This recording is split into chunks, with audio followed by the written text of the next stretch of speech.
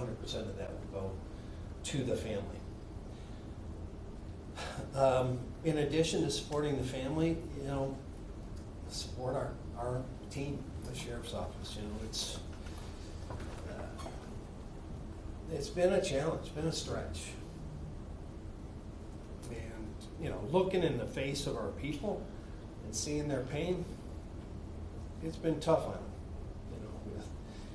We lost Deputy Overall, then we had COVID, then we had Oxford, then a lot of the same people went to MSU, and then they were at the splash pad, and now this. And it's like a boxer. You wonder how many punches they can get and still stay standing.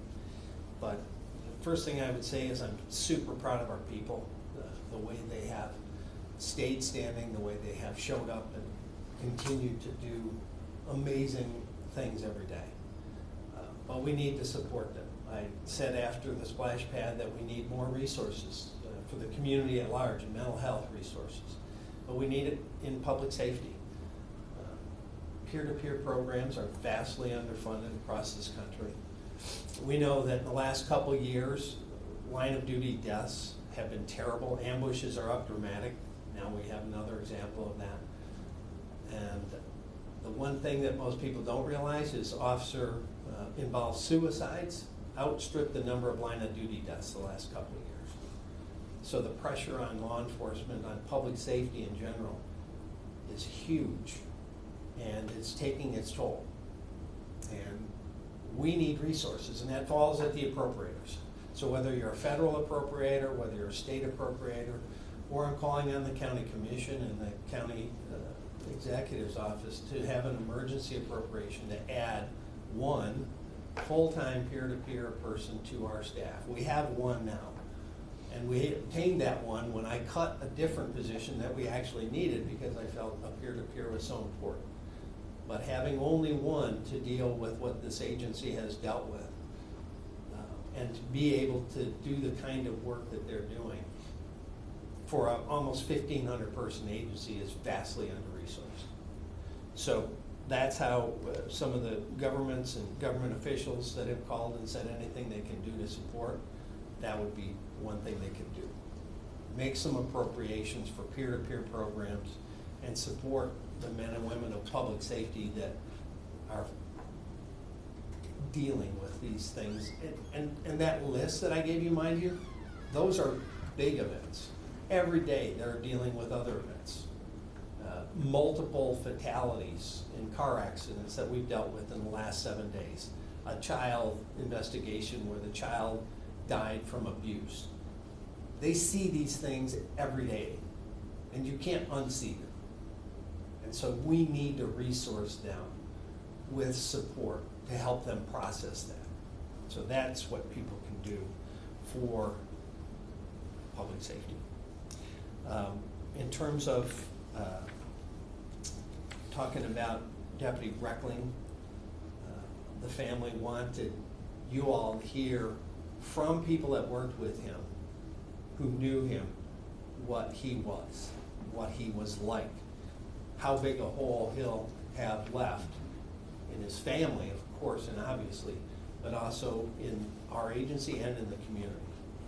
So he had been working extensively at the Rochester Hills substation and just had recently moved over to the auto theft unit.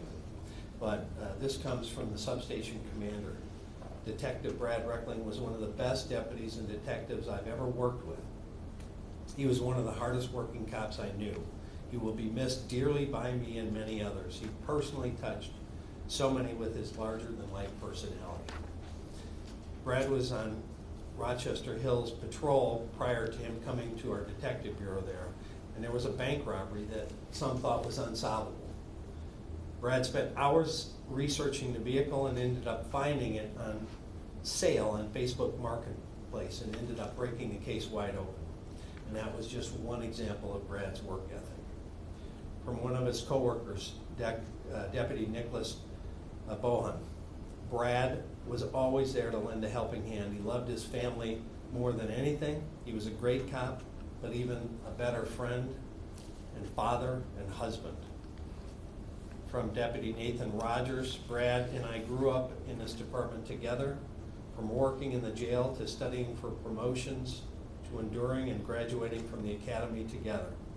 Brad was one of the most selfless colleagues and one of the most dedicated husbands I've ever seen to Jackie, and the best father to his girls. There's no other way to describe him other than just the best person. Deputy Matthew Morrison. Brad was a loving husband, father, and amazing friend. He loved the outdoors. He was an amazing fisherman, loved to hunt, and enjoyed growing his farm and raising animals. Brad spent several months remodeling his home, giving his wife and 3 girls the best place to call home. Anyone who knew Brad knows it doesn't take long for him to start cracking jokes and get him laughing. He was a great worker, an amazing friend who would do anything for anyone. He was a prime example of what great parent, husband, and friends means, and he's loved by many and will be truly missed.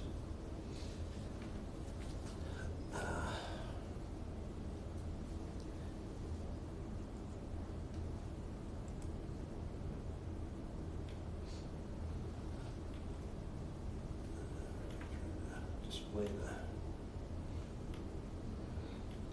slide for it. It's not working. It should come up. So we're going to release a picture that the family suggested was most appropriate. Must be a technology guy, can only do it. Hit that button 4 times.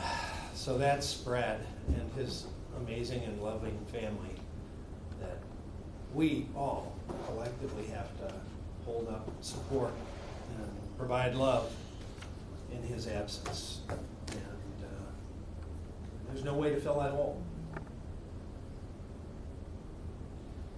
So that's all we have at the moment. Questions?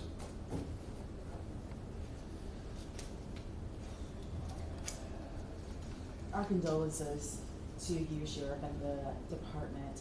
I know you talked about some of the appropriations that you would like lawmakers to make for resources, but can you maybe just give us a few examples of some resources that you and your team will be relying on to help you move through this difficult time, not only, as you said, with this unfortunate incident, but you're still dealing with Oxford, you're still dealing with what happened in Rochester Hills last weekend. Yeah, I mean, we flew in a couple of specialists who are an amazing team that help debrief public safety and military from crisis situations like what we just had at the Rochester Hill splash pad. They left on Saturday. And there's no money in our budget for that, but we flew them in. I hope and presume the county will pay for that. But one way or another, we'll get it taken care of. We've already been in contact with them. You know, you can just see in the face and the eyes of our people how soul-crushing this is. And, you know, a lot of people say healing. I don't think the victims of Oxford or the victims of MSU or the victims of the splash pad or the victims we see every day heal. They learn how to process, how to put one foot in front of the other and keep moving forward. And our people that deal with all of that every day need that same process. And they need a healthy way to offload some of that, because in the moment we're trained to, you know, suck it up, push it down, keep going, deal with what's in front of you, and that's what you have to do. But after that situation in the critical moment resolves itself, you have to give them the support and help and process to work through that. And that comes with resources. You know, I've been in this profession a very long time, and it used to be, hey, it's part of the job, get back out there. And we know that doesn't work in the military or in public safety. And the suicide numbers that you see are reflective of that. But there's so many other things that are reflective of that.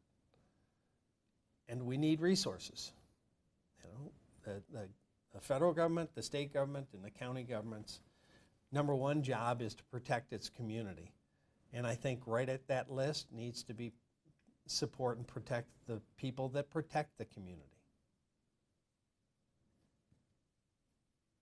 Sheriff, what can you tell us about the crime that was taking place? Okay, so we know that the car that was stolen was located in Detroit.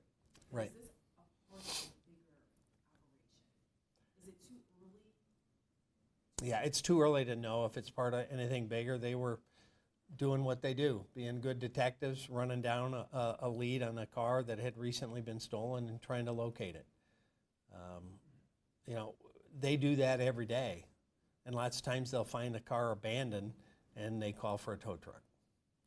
In this situation, it turned out not to be that at all. And that's the other thing about this job. You don't know what day will become that day.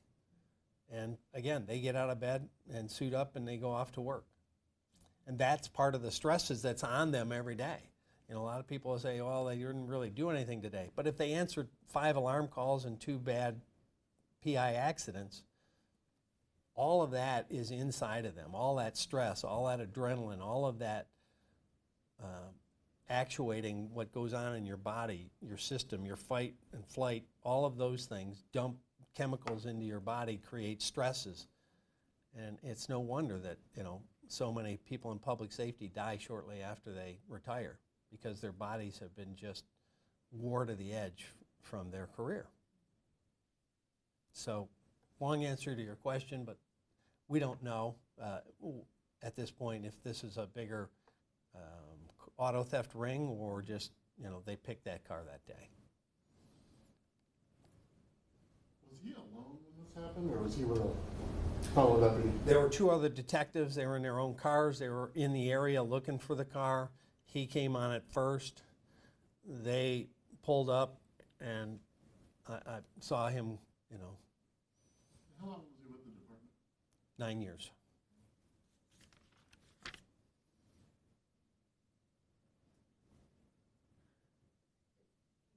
don't know, but what do you think happened that made these people get out of the car and ambush this deputy? Is it too early? I mean, just based on the initial investigation. You know, I can't get in their head. I can only surmise, given my years in police work, they felt they had been made, and that was their decision. Instead of giving up or just running, to open fire on the lone deputy over a car. Yeah.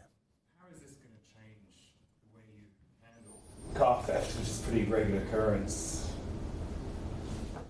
You know, we're in a dangerous business. Obviously, you'd like to have 5 or 6 people there, but at that point, I think it evolved very quickly. And sometimes our world evolves quickly. Somebody pulls a car over and someone comes out shooting. You know, the only thing we can change is we can keep trying to train, give them better training, better equipment, more support, more deputies to work together, back each other up. But the reality is we have a dangerous, dangerous world, and we have men and women that are willing to go in it and face that evil down. And sometimes, you know, things like this happen.